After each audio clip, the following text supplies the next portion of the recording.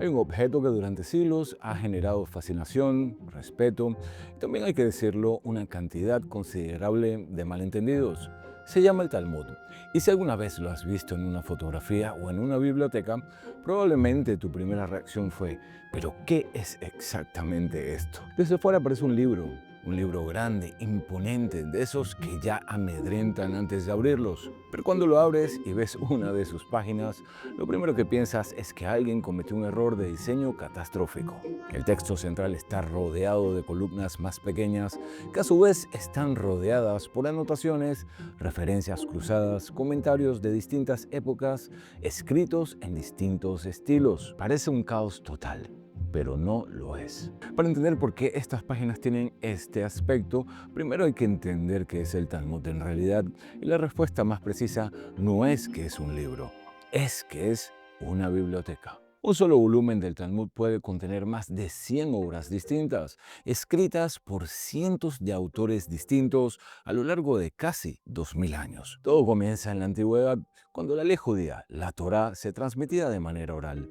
Generación tras generación, maestros y discípulos preservaban un enorme conjunto de interpretaciones, normas y discusiones sin escribirlas. Era una tradición viva, sostenida por la memoria y la enseñanza directa. Pero llega un momento hace unos 1800 años que esa continuidad se vuelve frágil. El mundo judío estaba bajo presión, las comunidades estaban dispersas, los maestros no abundaban como antes. Y entonces un rabino de la tierra de Israel toma una decisión monumental: poner todo por escrito. Lo que resulta de ese proceso se llama la Mishnah. Es el primer registro formal de esa tradición oral. Es un texto extraordinariamente condensado, casi telegráfico. La Mishnah no explica, no argumenta en profundidad, no te toma de la mano, solo registra. Es como los apuntes precisos de alguien que sabe exactamente de qué está hablando y da por sentado que también tú lo sabes. Ese carácter comprimido fue paradójicamente lo que desató una conversación que duró 3 siglos. Porque generación tras generación de estudiosos judíos empezaron a analizar cada idea de la Mishnah, a discutirla, a preguntarse qué quería decir exactamente, en qué casos aplicaba, cuándo había excepciones. ¿Qué pasaba cuando dos normas parecían contradecirse? Esas discusiones en ese océano de análisis, preguntas, respuestas, objeciones y contraobjeciones se convirtieron en lo que llamamos la Gemara. Entonces, la Mishnah más la Gemara, eso es el Talmud. La Gemara fue completada en Babilonia a comienzos del siglo VI de nuestra era. Está escrita principalmente en arameo, la lengua cotidiana de los judíos de aquella época. Es un texto donde conviven voces de distintas épocas y lugares. Un maestro hace una afirmación, otro la cuestiona, un tercero ofrece una distinción, se cita una fuente en paralelo, se abre una nueva discusión que parece alejarse del tema original, pero que si la sigues con atención, vuelve con más herramientas que antes. Es un texto que piensa en voz alta, que no resuelve todo de manera tajante, que a veces termina diciendo, esto queda pendiente, y sigue adelante. Si a esa estructura ya densa le sumas el arameo, las referencias internas, el vocabulario técnico y los siglos de distancia cultural, el resultado es un texto que incluso para estudiantes judíos serios requiere una guía. No es accesible sin ayuda, y eso lo sabían perfectamente los estudiosos del Talmud. Por eso, a lo largo de los siglos se fue construyendo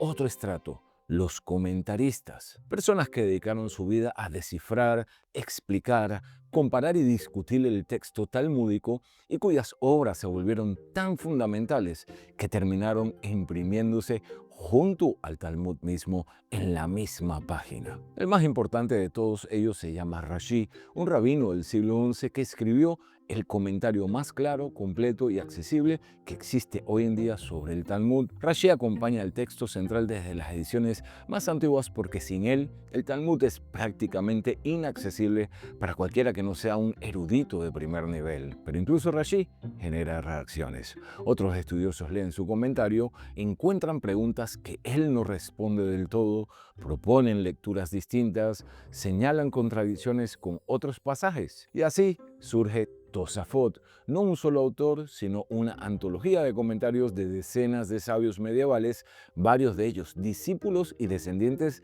del propio Rashi. Tosafot aparece en la página flanqueando a Rashi en el margen opuesto, como si fuese una conversación paralela que nunca se detiene. Y luego hay más comentaristas que no cabían en la página y que se publicaron al final de cada tratado, obras independientes en volúmenes separados. Y cada año se siguen publicando nuevos estudios, nuevas perspectivas, nuevas preguntas sobre textos que ya tienen siglos de ser discutidos. Alguien lo describió como una imagen que me parece perfecta. La página del Talmud es el hipertexto original. Mucho antes de que existieran los enlaces de Internet, las notas de pie interactivas o las ventanas múltiples en una pantalla en tu navegador, la página talmúdica ya había resuelto el problema de cómo poner en diálogo voces de distintas épocas sobre un mismo tema sin borrar ninguna, sin decretar que una tiene razón y las demás están equivocadas. No es una curiosidad de diseño, es lo que pasa cuando siglos de pensamiento complejo necesitan un formato a su altura. Y aquí es donde vale la pena hacer una pausa. Todo esto que acabamos de describir, los estratos históricos, el lenguaje técnico, la estructura de debate donde una voz puede ser una pregunta, otra una hipótesis, otra una refutación y todas conviven sin que el texto te diga cuál es la conclusión definitiva, hace del Talmud una obra que exige contexto, un contexto que lleva años construir y que no puede condensarse en una frase suelta ni en un párrafo desconectado de su origen. Y sin embargo, históricamente el Talmud ha sido uno de los textos más citados fuera de contexto. Personas ajenas a su tradición, a veces por ignorancia genuina y otras veces por algo peor, tomaron frases aisladas de sus miles de páginas, las separaron del debate del que formaban parte, ignoraron si eran la voz de quien planteaba una hipótesis, quién la refutaba o quién la llevaba al absurdo para mostrar sus problemas y las presentaron como si fueran la doctrina oficial y secreta del judaísmo. Eso no es interpretar un texto, es fabricar uno. Cuando no entiendes que un texto es un debate, puedes confundir una objeción con una afirmación. Cuando no sabes que la Guemará preserva voces minoritarias precisamente para mostrar que fueron consideradas y descartadas, puedes presentar esa voz minoritaria como si fuera la posición central. Cuando extraes una frase de un sistema donde el sentido depende de quién habla, a quién le responde y en qué momento del argumento está, lo que produces no es una cita, es una distorsión. Esa distorsión ha sido usada en distintos momentos de la historia para construir imágenes falsas del judaísmo. El Talmud como texto oscuro, el Talmud como manual de maquinaciones, el Talmud como prueba de una supuesta doble moral. Todas esas caricaturas tienen algo en común.